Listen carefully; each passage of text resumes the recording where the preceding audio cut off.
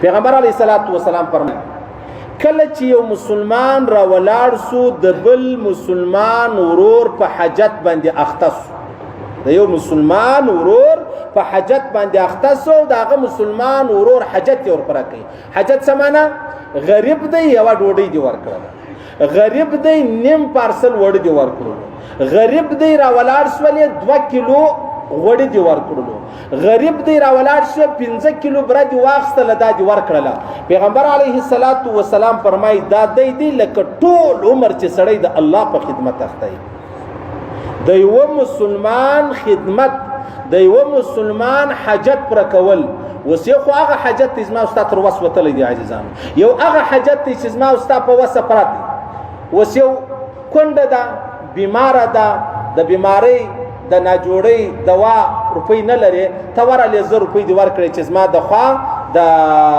خپل علاج دی هغه وک و 1000 روپۍ څه حیثیت لري زر یعنی اوس په سره یار مولوی صاحب 1000 روپۍ به وتا ته حیثیت نه لري 100 روپۍ څه حیثیت لري صحیح سلو په 100 روپۍ تا د یو مسلمان حاجت پر کوي د یو مسلمان حاجت تا پر کوي پیغمبر علیه الصلاۃ والسلام فرمای دا دی لکه ته ټول عمر د الله په خدمت اخته د خدمت څخه مراد عبادت دی د الله عبادت کوي د یو مسلمان ورور حاجت پر کول پیغمبر علیه الصلاۃ والسلام فرمای لکه ته اویا کال استا عمر دی اتیا کال استا عمر دی 100 کال استا عمر دی پیغمبر علیه الصلاۃ والسلام فرمای دا دی لکه ته چې 100 کال اتیا کال اویا کال د الله په خدمت اخته د الله خو منزه دی چې ما ته خدمت وکړو د الله په عبادت باندې ما ته اخته څو ثواب دی عزیزانو پیغمبر علیه الصلاۃ والسلام په یو ډوډۍ چې ما استاد لپاره دغه ثواب چې دی هغه شو یو ډوډۍ یعنی موږ دا اورېدلې دي نفلونه ډېر ثواب لري عمره ډېر ثواب لري حجونه ډېر ثواب لري جهاد ډېر ثواب لري دعوت ډېر ثواب لري صلات تسبیح ډېر ثواب لري اوابین ډېر ثواب لري تلاوت او ذکر ډېر ثواب لري په خدای قسم په ذل جلال قسم په څونه لوړ قسم درته وایم عزیزانو چې 15000 واره قران پاک ختم کې 15000 واره قران پاک ختم د ازما مذهب دی د ازما فکر دی نور علما بس ما سره په دې اختلاف وکي بالکل د دې اختلاف بر حق دی پر ځای دی خو زما فکر دی عزیزانو زما یقین دی 15000 واره قران پاک وای په خدای قسم که دومره لوی اجر لري ورسه یو یتیم دی د کور مشکل دی ورسه یو پارسل وړه ورلا ورسه دا یتیم دی د اختر کالی نه لري ورسه چوټو غوټونو کالی ور واخلا دا کونډه دا خاوند دی وفات سو دی ورسره ته شایسته پړونی شایسته کالی واخلا خپل کوروالات ورکش دا دی لره وروړه ورسه چنه یتیم دی بابا یې نستا په غلیانو په کوڅو کې ګرځي بویزا اسکول لري ورولا د یو کال پیسې جمع کا کتابونه ور واخلا وردی ور واخلا غوټونه ور واخلا کلمان ور واخلا بستی ور واخلا په خدای دې قسم زما په فکر باندې عزیزانو 15000 واره قران پاک ختم کدوم اجر نه دی لکه یو یتیم یا یو کونډه یو تنگ دستا یو پریشان حال ورسه سیول هسپتال را ورسه څون ډیر پریشان حال خلک ناشتي د دوا پیسې نه لري د دوا از موږ ملګری دی هغه ته ویل مولوی صاحب یو داوس کې ځوان مرسلو نو بیا څومره دغه اړخ باندې درد زمر ته خو بس اړخ دی نو اړخ نو ګردی دی زړه دی بل یعنی کور علا پرتول سړی کا تولار سره ډاکټر لره دور ټول شجی والله ک 2 روپۍ لرم چې ډاکټر لره ورسم دا پیسې ورکم هغه د دوا پیسې خلاونست یعنی وا ته ورځي دغه دردونه کېدل اتمنه مرز دا ولاړی وفات شلو چې وفات شو وسکنی بچانه پاتې سو هغه مشر لوري د واته کالو دا و چې ته پر مانځه ولاړی چې دا لوی رکعاتونه کوي په هر رکعت کې 2 قرآن ختمه نو ستاسو څه فکر دی دا به ډیر اجر کې به ته دغه یتیمانو لره ورسې پر سر پړونی نه لري الته په یو نیم سر روپۍ باندې پړونی واخلا دا و د کښنی بچی تور کا په اختر کې به دا سر کې والله بالله تل ثم زما دا مذهب دی چې تر ولاړ شي 15000 رکعاتونه وکي او په هر رکعت کې یو قرآن وای په خدای دې می قسم کدونه اجر دې کده دغه یو یتیم کښنی بچی د تا په یو نیم سر روپۍ پړونی واخلي او بیا دې پر سر کوي خلق ورور بس دا اوریدلی دل من ثواب دی نفل ثواب دی تبلیغ ثواب دی جهاد ثواب دی علم ثواب دی تراس خلق انسانان دل وجمري زدا خپل ملګرو ته وایم چې تا ته الله مال او دولت تر کړي ته به ورته سجدي نه کوي راشه پر نفل باندې ولاړ ته نفل مکه نفل د غریبانو کار دی نفل د غریبانو کار دی ورسه د یتیمانو پښتنه وکړه، د کونډو پښتنه وکړه، د غریبانو پښتنه وکړه، د بېوسه پښتنه وکړه، د بېبسه پښتنه وکړه، ورسه هسپتال لره ورسه جیل لره ورسه. خلک وروره 15,000 روپۍ جرمانه ده، دی یې نه لري، دی به 2 میاشتې نور په جیل کې ناست. 15,000 روپۍ جمع کړه، دا سړی را خلاص کا. ورسه هلته خلکو د هیروینیانو دپاره مطلب هسپتالونه جوړ کړي، د هیروینیان مطلب هلته داخل کړي دي. یو سړی دی هغه وس نه لري، یاره بابا یې هیرویني سوی دی، ورور هیرویني سوی دی، زوی هیرویني سوی دی، ورسه د 4 د 5 میاشتو پیسې جمع کړه، دا دالته دا داخل دی، سبا به جوړ روغ سړی راوځي. د دې لږ اجرونه دي. ته ولې نفلونه کوې؟ ته په نفلو ځان خلاصوې، ته د الله په دربار کې ځان ګرانوې، ته په دې نه ګرانېږې. تا ته الله مال درکړی دی، دولت درکړی دی، روپۍ درکړی دي، ورسه د خلکو حاجتونه پوره کړه. ورسه د خلکو و زه غریب یم، ته غریب یې، زه هم پر نفلو ولاړ یم.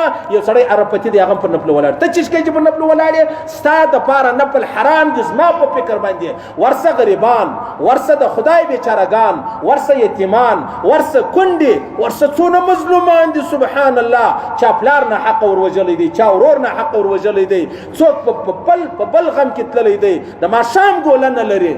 او ته څه چم کوې؟ ته پر نفلو ولاړې، اوږدې دعاګانې کوې. مه کوه دعاګانې، مه کوه نفلونه، مه کوه فرضي لمنځونه کوه. ورسه د غریبانو پر کورو باندې وګرځه، وړه ورکه، بره ورکه، راشن ورکه، کپړې ورکه، د اسکول کتابونه ورکه، بستې ورکه، د اسکول هغه پیسان ورکه. تا به الله رب العزت پر دې بخشي. دا موته کیسه نه ده.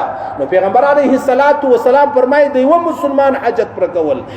مسلمان غریب نه دی یاد کړی، مسلمان غریب نه دی یاد کړی، غریب خو لا بله خبره ده. د یوه مسلمان حاجت پوره کول پیغمبر علیه الصلاة والسلام فرمایي لکه ټول عمر چې سړی د الله خدمت کوي، ټول عمر سړی و الله ته پر سجدی، څو ثواب دی. پیغمبر علیه الصلاة والسلام فرمایي د یوه مسلمان حاجت ضرورت پوره کول دا دونه لوی اجر. بیا پیغمبر علیه الصلاة والسلام فرمایي که یو سړی راولاړ سو په سخت ایمرجنسي کې، ایمرجنسي دا معنا وچه کلکه پیښه راله، کور ونړېدی، دماکه وسوله، اکسیډنټ وسولو، پیښه وسوله، جنگ وسولو، زخمیان وسولو. اوس یو سړی ډېر پریشانه دی، حیران دی چې خدایه وکړم څه. په دغه حال کې د الله رسول فرمایي ته ورغلې، تا د ده مدد وکړه.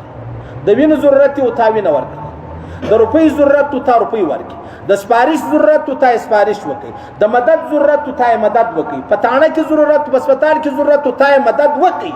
پیغمبر علیه الصلاة والسلام فرمایي د قیامت ورځ ډېره سخته ورځ ده.